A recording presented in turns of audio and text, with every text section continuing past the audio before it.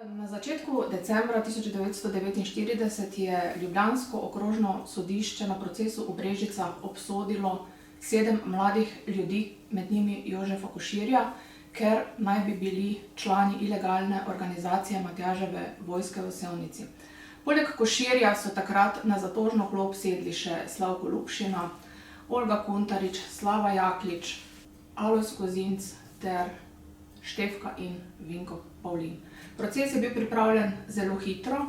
Udba, torej Uprava državne varnosti, jih je začela spremljati na začetku poletja 1949.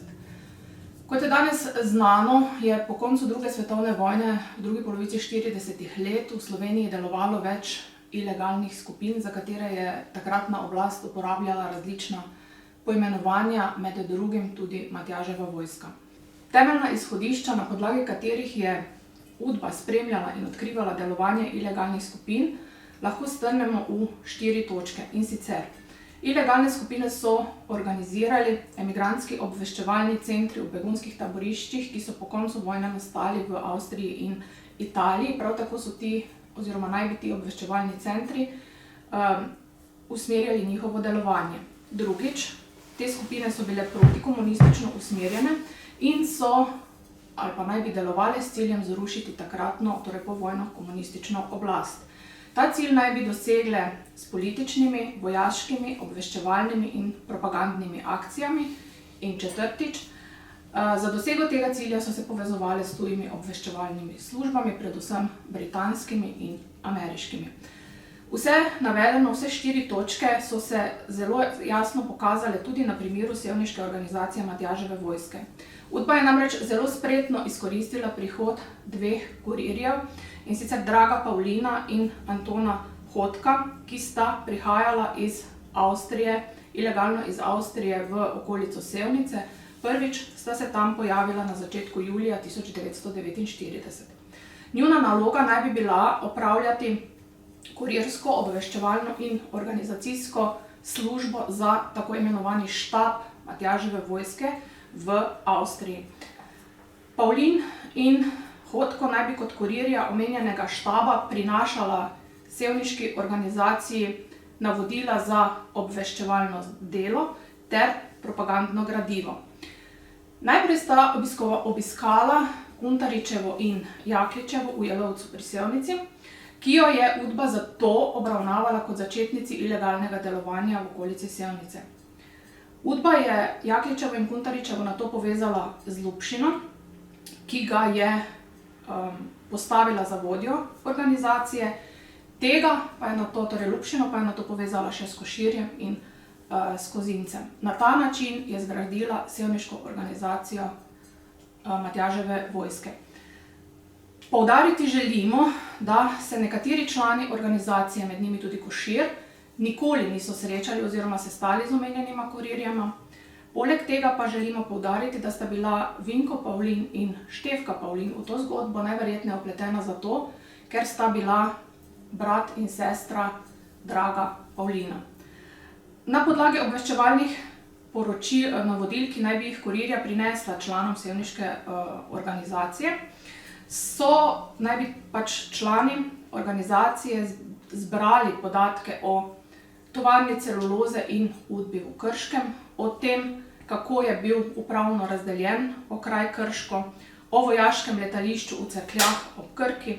Priskrbeli naj bi državne uradne liste, različna navodila, okrožnice in podobno. Te podatke naj bi posredovali štabu Matjaževe vojske v Avstrijo, in sicer na 2 načina. Bodisi bi ta poročila predali kurirjema, ko bi ponovno prišla v Slovenijo, ali pa bi navezali stik s štabom Matjaževe vojske preko radijske postaje.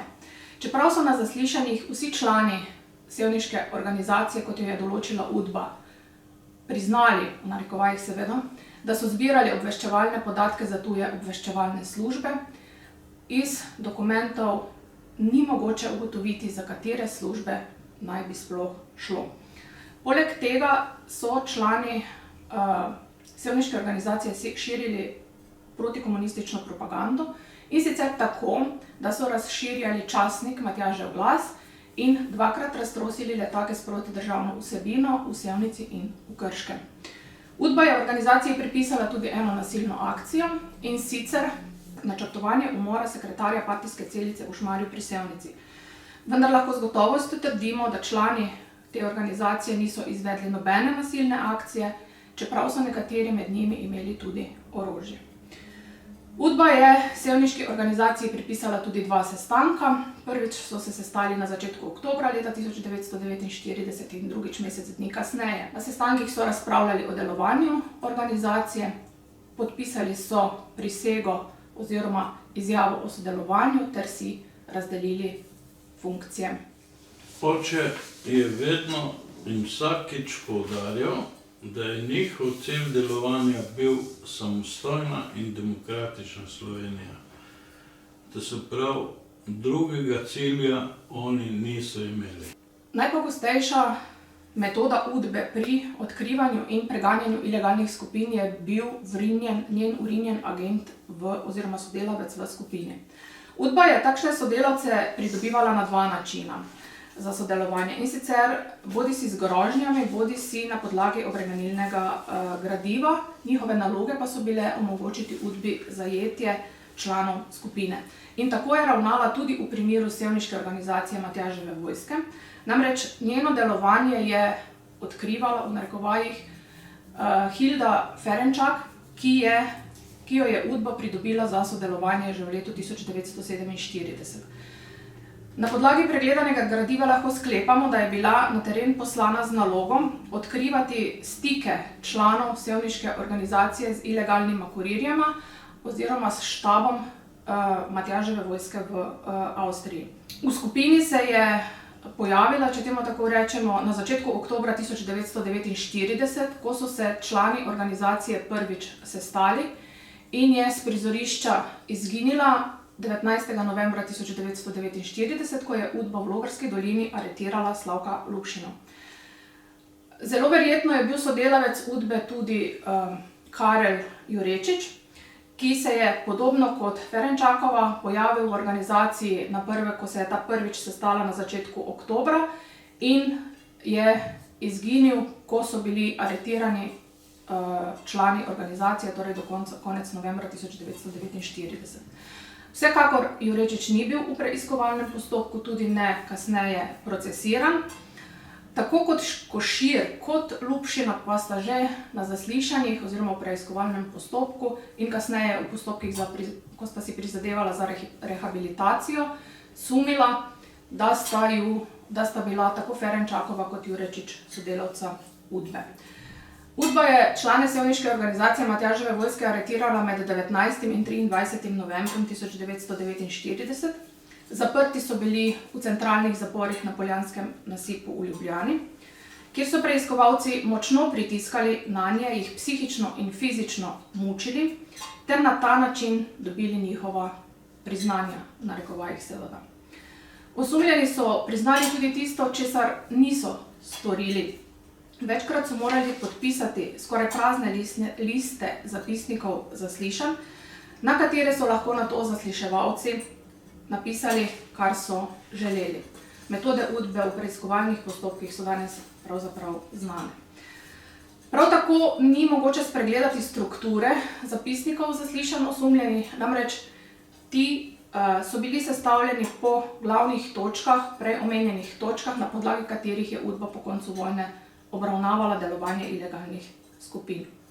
In med tem, ko so potekala zaslišanja, je Udba opravila tudi več hišnih preiskav. Očeta je aretirala Udba iz Krškega na Šmarčni, in sicer v ponedeljek 21. novembra 1949. Oče je ta dan odšel k očetu in mami domov na obisk. In ko je oče prišel na Šmarčno, je bila doma samo mama. Kmalu zatem sta prišla 2 iz pooblaščenstva Udbe v Krškem, in sicer podporočnik Kos in šef Udbe Kovič. In sta ga pred očmi mame aretirala. Zvezala sta mu roke z eno močnejšo vrvjo, vrgla na glavo suknjič in ga odpeljala v avto. Pot je nato bila na njegov dom v Šmarju, ker je živel z mojo mamo, ki sta bila poročena. In tam se je že izvajala hišna preiskava. V hišni preiskavi so pobrali nekaj denarja, več slik, pisem, najbolj jih je pa zanimala radio postaja. To ohišje radijske postaje je oče pokazal na nekem kupu železa. To so tudi odnesli, ki je bil potem glavni predmet za obtožbo na sodišču. V preiskovalnem postopku je potem bil zaslišan večkrat. Prvič na Udbi v Krškem in nato v centralnih zaporih v Ljubljani. Te preiskovalci so se menjali in izvajali nad njim razne torture.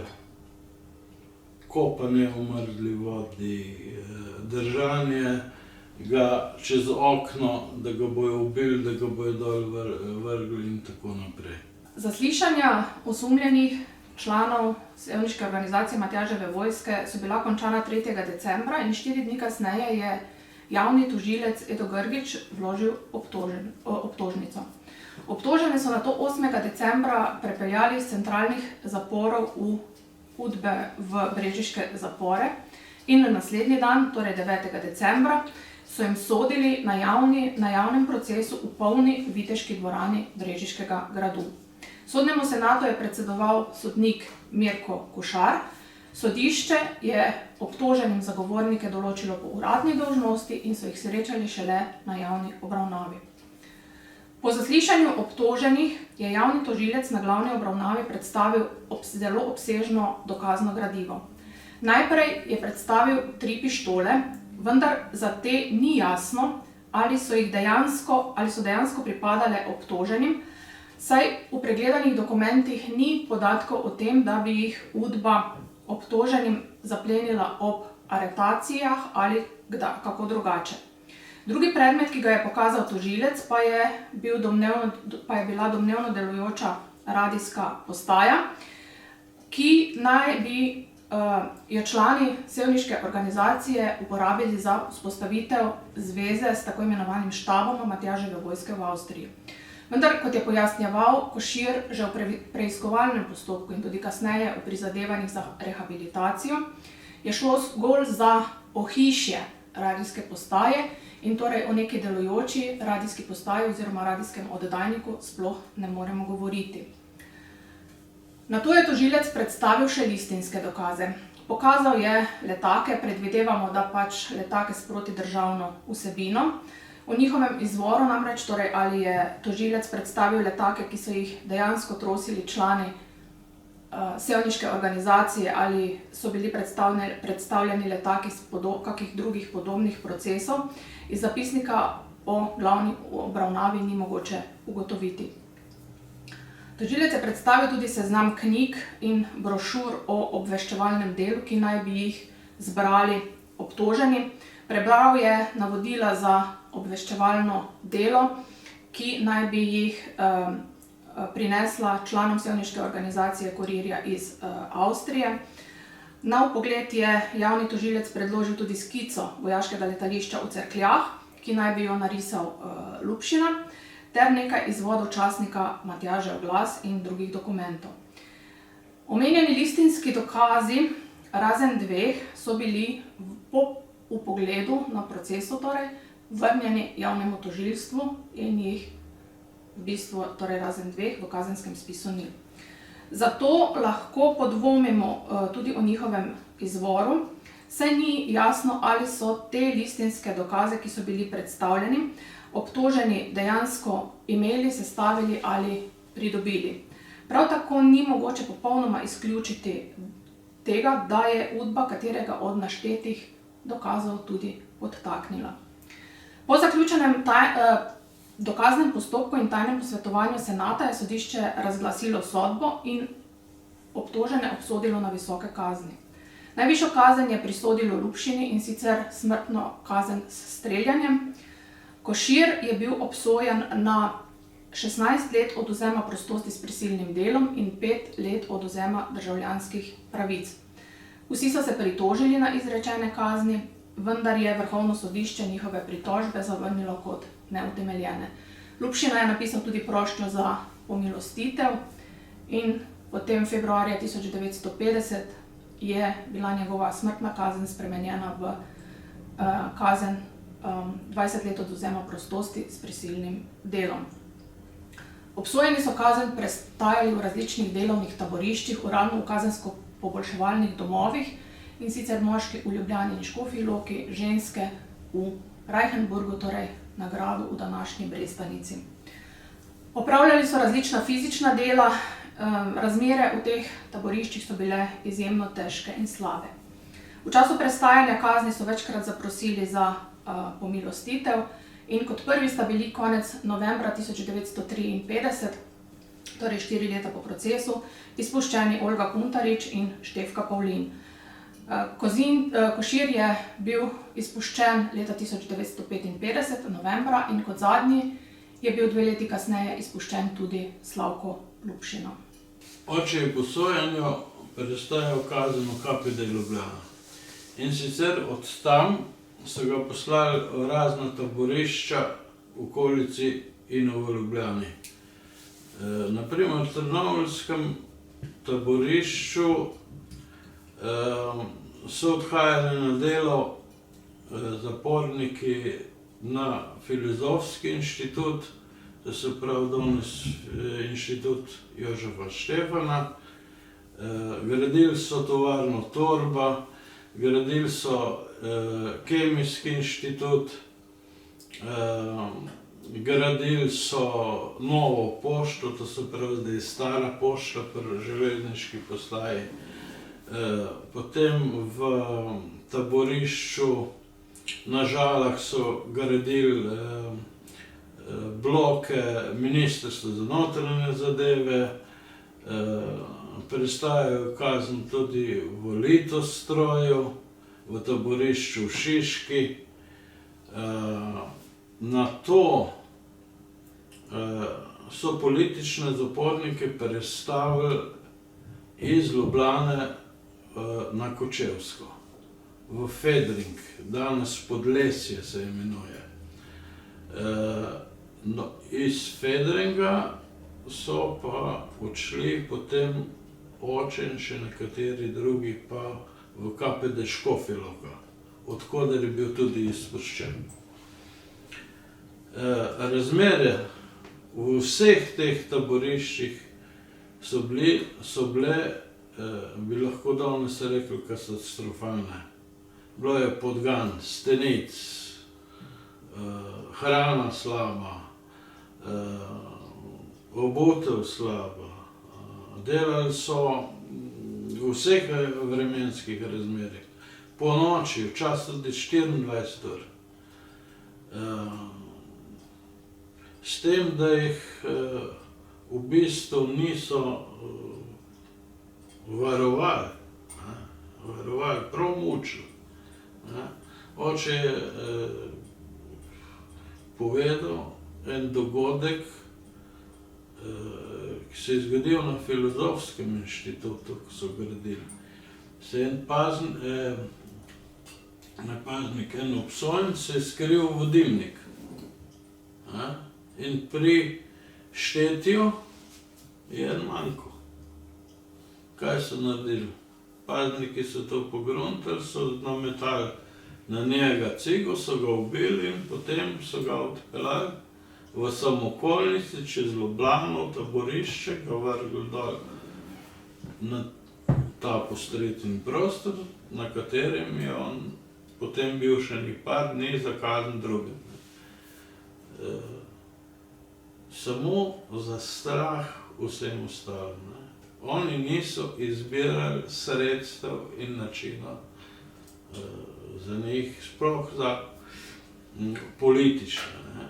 Nastavljali so jim neke, kako so rekli, cinkare, to pomeni ovaduhe, ki so večinoma bili razni kriminalci, ki so s tem pridobili oni si pri upravi neke olajšave in potem tudi predčasni izpust. Na začetku decembra 1949, tik pred brežiškim procesom, je Udba aretirala še okoli 15 oseb, večinoma najožjih družinskih članov obsojenih članov sevniške organizacije. Najprej so bili zaprti v brežiških zaporih Udbe.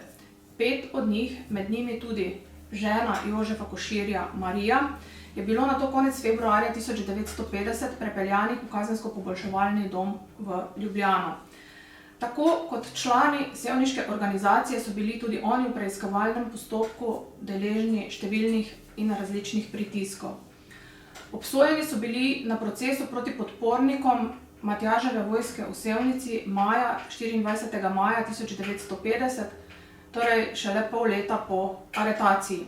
Tudi oni niso dobili obtožnice, zagovornike jim je določilo sodišče po uradni dolžnosti. Obsojeni so bili, ker naj bi podpirali oziroma vedeli za delovanje sevniške organizacije in zato, ker tega niso prijavili takratnim oblastem. Marija Košir in njen oče sta bila obsojena vsak na 1,5 leta poboljševalnega dela. Marija Košir je kazen prestajala na ekonomiji Brestaniškega gradu. Po prestani kazni se je za obsojene na obeh procesih začela trnova pot iskanja zaposlitve. In posledice teh obsodb so dolgo čutile tudi njihove družine. Po prestani kazni očeta in mame se je potem začela ponova kalvarija. Ko je oče prišel domov, ga sosedje niso hoteli poznati. Niso se z njim pogovarjali. Če je že kdo ga ogovoril, je rekel, ja, veš, ne smem jaz s tabo, ne vem, kaj bo in tako naprej. V glavnem, izgubil je vse prijatelje, vse znance, tudi v njegovi žlahti so ga zapostavljali.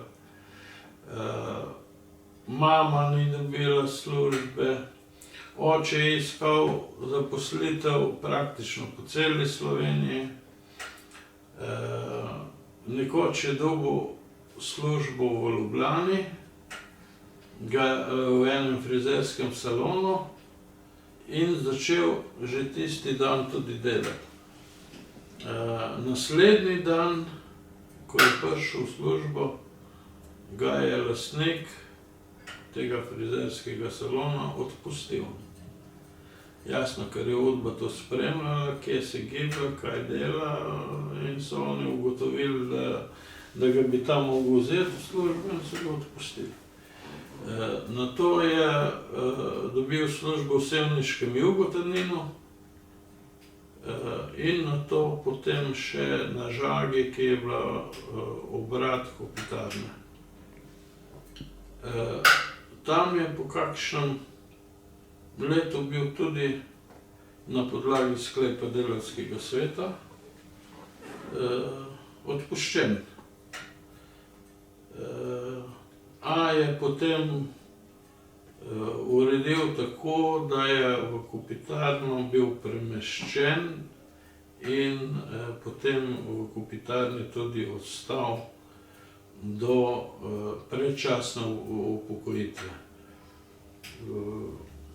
jasno, da so mu nagajali vse posod. On bi rad izvajal to svojo dejavnost, za katero je bil izučen, a mu tega niso dovolili. V 70-ih letih je zaprosil krajevno skupnost Boštanj, da bi v eni hiši odprl frizerski salon. Jasno, kot beli dan danes vemo, mu tega niso omogočili.